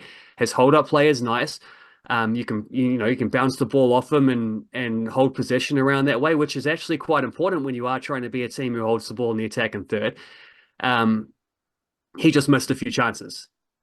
And when you miss the chances, that's all anyone remembers, and that's all anyone sort of holds against you. But I actually think he's played all right under these, and I can see a path to where he would have continued to play a lot under Postecoglou. Unfortunately, I don't think it's going to happen, not because Chris Wood's going to stop playing, but because Postecoglou's not going to stay there, because those vibes are horrendous. The fans hate him. He seems to have already pissed off the owner. And remember what happened to the last guy who pissed off the owner? That guy came into Europe. This guy's lost, well, not lost every game, but he hasn't won any of his 7 games. So Chris Wood, last international window, gets the news that Nuno's been sacked and Postecoglou's replacing him while he's like actually on the morning, the sacking bit happened on the morning of the second game against Australia. Now he's going to another international window, and it seems very likely he's going to find out that another manager's been sacked after the shortest Premier League tenure ever. He's not going to make 40 days, which was the previous shortest managerial reign. They might give him another chance after the international window, but it just doesn't seem like that's the way this is leaning. So we're in for another bout of fluctuation from Chris Wood and what's going to happen now. But as far as his actual footballing stuff, like he's low on confidence a little bit. I think everyone at Nottingham Forest is. That's why he's missing a few of these chances. But the effort isn't faulting. The decisions he's making aren't faulting. He's getting in the right positions. I don't think he's far away from one of those goes in and then it's 2 or 3 of them go in and he's back to being the Chris Wood we saw last season. I don't think his performance levels, the input hasn't dropped. The output's just waiting on the next one to come around. And of course, that's going to be the case when his whole club is a mess at the moment. So who knows who'll be the next manager of Nottingham Forest? Maybe Darren Baisley. I don't know, but we'll have to see how that goes. But I think Chris Wood he'll be all right. He's got that proven reputation now. And worst case scenario, still the same. Just go play for Nuno at West Ham in January. Just go get a loan there. He's always got that backup option. The Football Ferns squad will play against the USA at October 30th and Mexico. You don't have to do the South Africa accent when you say South Africa and Mexican accent when you say that's a little bit racist. But I don't think it's actually racist. They play against Mexico in Mexico a week before that. Fairly solid, settled squad. I know all the players or most of the players listed. A lot of the players we talk a lot about on the rise, someone like Devin Jackson, Annalie Longo's still playing for the Football Ferns. That's the talking point. While she is linked to Auckland United, so she's kind of retired, but she's not retired because she's still playing. So that's good to see for Annalie Longo. Someone like Maya Hahn still being involved is important. Do we have Macy Fraser? She doesn't look to be in the squad. We don't, which frankly, she hasn't played a competitive game for about 6 months, so I don't think she should the squad either. That's probably also why Annalete hasn't been recalled yet. They're both signed with A-League clubs, but those seasons haven't started yet. So, like, let them play some football, and then you start talking about getting back in the national team. There is one player who I had to Google, Alina Santos. Alina Santos? Yeah. Just chill out. You don't need. I'm just guessing. I was trying to get out in front of right. you with that one because I knew who it was going to be. Don't get out in front of me, mate. I'm a leader. Get down the wicket. But get to the pitch of the ball. So she is at Denver College, University of Denver. She's coming out of the Kapiti Coast, Waikanae, Paraparaumu College, but she came through the Ole Academy. I think she is a goalkeeper by the looks of it. Yes. So she would be behind Liz Anton? No. Right amount of syllables. Oh, hold on. Let me get this. You're looking for a Wellington Phoenix signing. Victoria Essen. She is the leading goalkeeper, and Alina Santos, is she the second goalkeeper? There's only 2 goalkeepers here, which is surprising to me. They normally would pick 3 in a squad of 24, but I think I don't know, it's an interesting squad because there's no explanation of who's missing or who's been recalled or anything. It's just quotes about like, yeah, we're still trying to do this thing about building out the depth and giving players opportunities and blah, blah, blah. So it's nice to see them calling up like a young upstart, like 100 capped plus Katie Bowen, one of the players who's getting an opportunity in this expanded type thing, which actually she's just getting a recall, which is cool because she obviously has deserved to be there all along, but she was one of the ones who sort of, I think she was injured for one of those tours, and then there was the other one where it's just like, we're not picking our vets for this one. She's back, CJ Botter's back. So there's arguably 2 of your very best players, if not your actual 2 best players, returning to the scene, both on board for the next cycle of football Ferns stuff. That's awesome. That was always going to be the case, but this is the tour where that's become true. They're actually playing 3 games in this tour too. So they're playing Mexico twice and then USA. So 3 games in 7 days with a 24-player squad is a lot. I am surprised they didn't pick a couple extra players just to make sure you got a bit more depth there, because 3 games in 7 days is that's a tough one on top of all the travel. So we will see some rotation. I hate them playing against USA all the time. I don't know why we always have to play America. Like, here's your scheduled 5-0 loss each year. It's we don't learn much from it. It's not a novelty because we do it all the time. And America isn't even as good as they used to be. So they're getting back up there now that they have a non-American coach. They're getting back up there. No, the previous guy wasn't American either, but hired from outside of the American system maybe is more to the point. So yeah, maybe they just asked to play, but 2 games against Mexico is good because we beat Mexico not that long ago. So those are the competitive ones. They're the ones we're looking for results from. Alina Santos is a surprise because that means no Claudia Jenkins. That means no Brianna Edwards. Whoever else might, like Gio Candy is lost their A-League contract, so maybe that wasn't on the cards. Maybe Brooke Neary's just come back from the under-19s. Like, she maybe has a similar amount of pedigree to Alina Santos. I don't know. Santos is based in America. Yeah, that's not a good thing for me.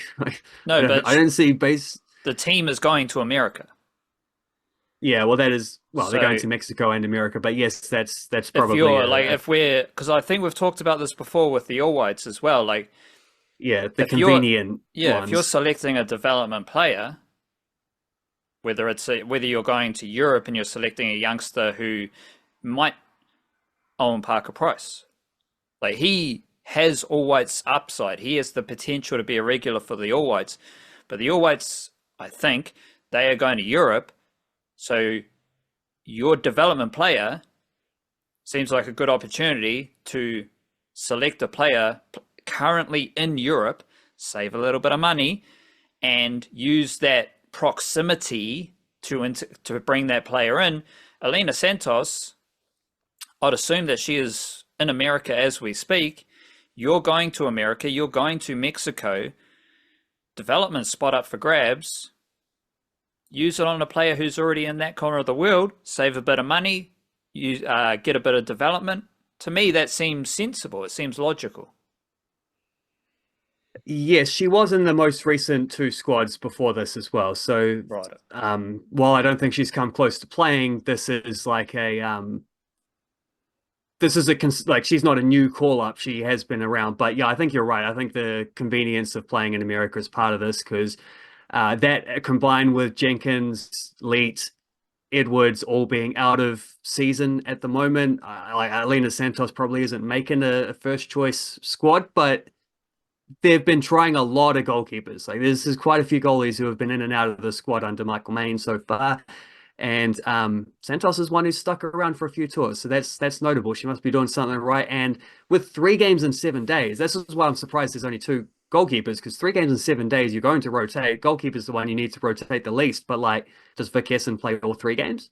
Or are they thinking Lena Santos debut in the second game against Mexico? Maybe that could easily be something that happens. Would have liked to see Claudia Jenkins get that spot, but perhaps she's injured. I don't know. That's what I mean. They don't tell you. Um, who else has been recalled? Mackenzie Berry has been recalled. That's interesting because she did drop out for a little bit, and there's a lot of defensive depth here, and she seems to have taken the spot of someone like maybe Ellie Green is someone who's not there, who was there last time. Hannah Blake's been recalled, but she's been a little bit in and out anyway. Indy Riley was injured for the last tour. She's back, and Gabby Rennie. Love to see Gabby Rennie in there because she's got a lot of caps from when she wasn't really doing a lot to earn them. Like she was given them before she got to that stage of her career. While she was in USA College, she was playing a lot.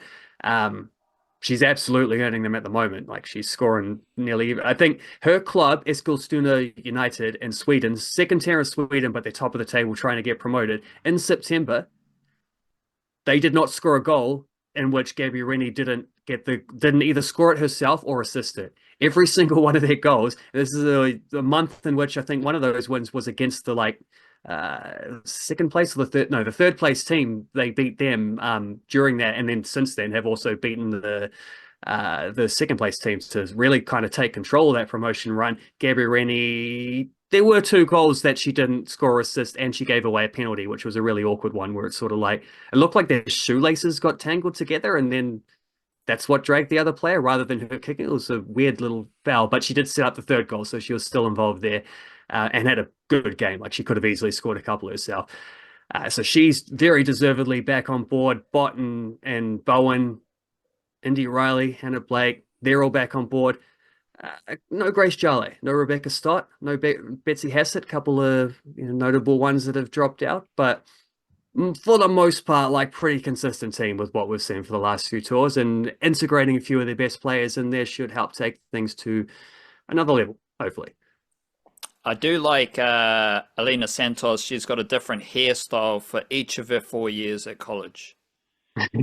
So each of her 4 ID photos, different hairstyles. So that's a little bit of swag for Alina Santos. Let's finish with a couple National League quick hitters. Not the full debrief, but I do have 2 players I just want to ask you about. Kaelin Nguyen, 4 goals for Western Suburbs, and Aston Burns, striker for Auckland FC. Is that Aston Burns who Auckland FC signed from Tauranga? That was Van Fitzharris they signed from Tauranga. Aston Burns was signed at the same time, but from Fencibles. So they've actually got a few ex-Fencible players in that group. Aston Burns was one of them. And it's been an interesting thing at their start to their National League existence for AFC is that their brand new signings have kind of been their best players. Aston Burns, Sam Lack from Napier, who's been playing up front, very like the Napier City Lionel Messi up there, little fellow with a good left foot drifting in between pockets and stuff and creating things. Van Fitzharris was decent. So attacking midfielder signed. Yeah, he's the fella from Tauranga City. And Aston Burns, good size for a left winger, and especially he's very quick. And if you see the goal he scored to win the game in the derby against the Wellington Phoenix, really good fun game that. Really enjoyed that. I wish they would play more than once per year. There was first 15 minutes maybe was all Auckland FC, and I'm thinking, is this going to be like a 6-1? The reserves mimicking the first team. Semi Nabenu got an early goal from a corner kick routine. Sam Lack and Dejon Naidoo, I think it was, who worked that with a short corner and then whipping in a low ball. AFC was all over them, and then the Phoenix just scored a goal a bit out of nothing. Dylan Gardner, banger in the top corner, also from a corner, just fell to him. He took a touch and then swung his boot through it. And then from that point onwards, the Phoenix were in the game, and it settled into exactly like a mimic of what you would expect from the cliches of those two first teams from last year, where Auckland FC is very structured in defense, hard working in midfield, and really dangerous on the counter attack. Wellington Phoenix, a lot of possession, knocking the ball around nicely at the back, going backwards a few too many times, of course, and not really creating enough chances going forward, but they certainly had a few. I think Jack Paniski and Luke Flowerdew both had their moments. But I especially like seeing the Phoenix reserves, who often have that sort of like that academy perspective of like, we're playing for this is a development team, we're playing for the bigger picture stuff. It was really fun to see them like jumping into tackles and playing very ruggedly and like putting everything into this one game on this one day. Really rose to the occasion of the derby after once they scored their equaliser. So that was good fun, but it was Aston Burns who decided the day with the winning goal with about 15 minutes to go, 2-1 win. And if you see the goal is like the midfielder tracks back from the Phoenix, and it's just like shoulder to shoulder, and Burns just bounces him off and sends him into the turf. It's like, I like the look of a winger who can do that. I'd actually send him. I remember watching him. The Phoenix Auckland FC's first ever game was against Fencibles in round one of the Northern League, and Aston Burns was playing for Fencibles that day. I remember him standing out. I noticed him as like a speedy winger doing some nice things there.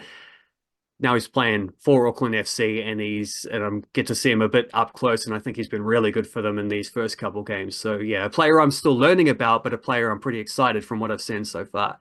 Who was the other one you mentioned? Kaelin Nguyen, eh? Yes.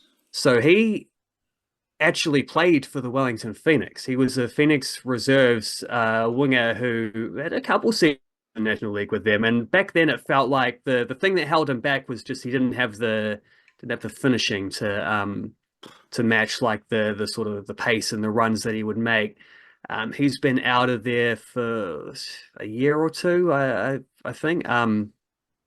I think he had a little spell at Wellington Olympic, didn't really have a spot there because they got a bunch of players in those roles. But then he went to Western Suburbs this year, and he's been awesome for them. He's been scoring goals all year long for them. And then, yeah, in the weekend, the 8-0 win for Western Suburbs against Coastal Spirit, which blew me away. I did not think Western Suburbs were capable of that, and I didn't think Coastal Spirit, champions of the Southern League, were capable of being that bad. But it was just one of those ones where there's like the way Coastal play was like they were pushing their fullbacks forward, and they just had slow centre backs, and so they were just getting picked off time and time again. It's like they could not handle the pace out wide from Nguyen, and also Sebastian Barton-Ginger, who was also a little bit of he spent less time with the Wellington Phoenix Academy, but he was there as well. He's been with West for a couple of years, and I think he had a spell with Miramar Rangers in between. So those, like the speedsters, both young Kiwi players, just tore it up, and Nguyen scored 4 goals. He might have had an assist as well. He certainly helped with 1 or 2 of the other goals that they scored, which is crazy stuff. But building off of pretty strong winter season from him, because he was getting a few goals there as well. So seems he's figured out the finishing aspect of it, because there were some nice, tidy little putting a few of those, like dinking over the keeper and things like that, picking out the near post, good good awareness there and that kind of stuff. It was just a dominant performance from him, just finding the thing that he does best, which the other team couldn't handle, and going time and time again after this. Like, I'm just going to keep running into the space and making things happen. I thought it was Callum McCowatt. Like, it's crazy. Yeah, well, It's crazy you say his finishing wasn't that good. I'm like, bro, he's the next Callum McCowatt. He's figured it out since. What was I going to say? Decent size and physicality, as you're talking about with these strikers and attacking players, and that is the same thing that you were saying about Stipe Jukic. Like there's a group. And Luke Brooks-Smith, yeah, those two starting games of the Under-20 World Cup. Absolutely, you could say that about. I mean, Jukic takes it next level. He barges guys over for fun. He's not just doing it when he's got a goals to score. I don't know what I like more. I've been a big fan of the step overs, right? Like New Zealand football, we need more step overs. We need more razzle dazzle. We need more finesse. We need a little bit more trickery. I don't know what the turn is called. Like was it the like Johan Cruyff turn? The Cruyff turn. Cruyff Ooh, turn. that's like the little chop behind your legs, like sort of, going one way and then you chop back the other way. I now think we just want, like, because we've always had the brutal striker, right? Like Chris Wood, he's a bit of that. There's a lineage to Chris Wood. He's the Yeah, best one we've had in that role, but there's a lineage there, yeah, Go back through Chris like Kaelin and whoever, Rory Fallon. yeah, exactly. The running, attacking, physical player, like Matthew Tomoko, that type of striker, I like it a little bit more than step overs right now because those dudes, Well, they're guess quick, what? they're Jukic, powerful. Luke Brooks-Smith, they do both. There we go. What a way to finish the podcast. Combination of step overs and run it straight on the soccer field. That's our podcast for today. Let us know how you're listening, where you're listening, and make sure you're doing your best today, tomorrow, and yesterday. Big up to you. We appreciate you. Kia kaha, stay beautiful. Church.